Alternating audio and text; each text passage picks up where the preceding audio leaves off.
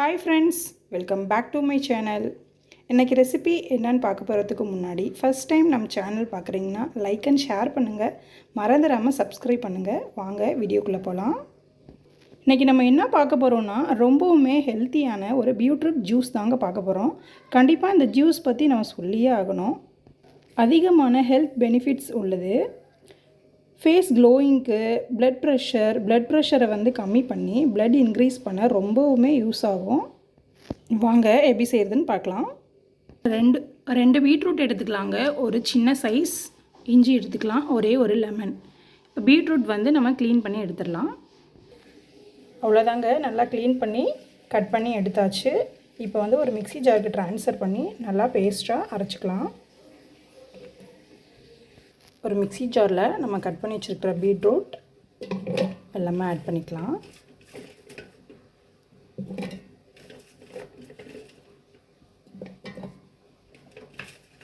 பீட்ரூட்னால் கண்டிப்பாக யாருக்குமே பிடிக்காதுங்க. கண்டிப்பாக இந்த மாதிரி ஒரு ஜூஸ் மாதிரி அடித்து கொடுக்கும்போது ரொம்பவுமே லைக் பண்ணி சாப்பிடுவாங்க.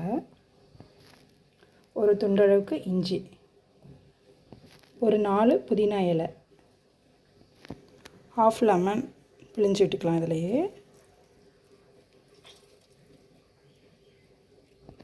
ஒரு ஸ்பூன் அளவுக்கு நாட்டு சக்கரை தேவைப்பட்டால் ஆட் பண்ணிக்கோங்க. அவ்வளோதாங்க, இதை நல்லா பேஸ்ட்டாக அரைச்சி எடுத்துக்கலாம்.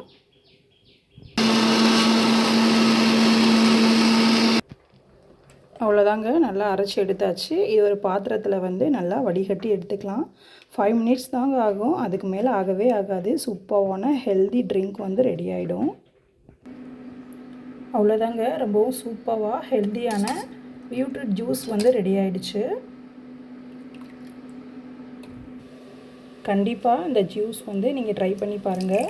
மோஸ்ட்லி பார்த்திங்கன்னா ப்ரெக்னென்சி டயத்தில் கூட நமக்கு வந்து ப்ளட் வந்து ரொம்ப கம்மியாக இருக்குன்னு கம்ப்ளைண்ட்லாம் வரும். அந்த மாதிரி டயத்துலலாம் நீங்கள் வந்து பீட்ரூட் அப்புறம் முருங்கை இலை இந்த மாதிரிலாம் நல்லா சூப் வச்சு குடிச்சிங்கன்னா ப்ளட் இன்க்ரீஸ்க்கு ரொம்பவுமே யூஸ் ஆகும். மஸ்ட் பீட்ரூட் ஜூஸ் கண்டிப்பாக ட்ரை பண்ணி பாருங்கள்.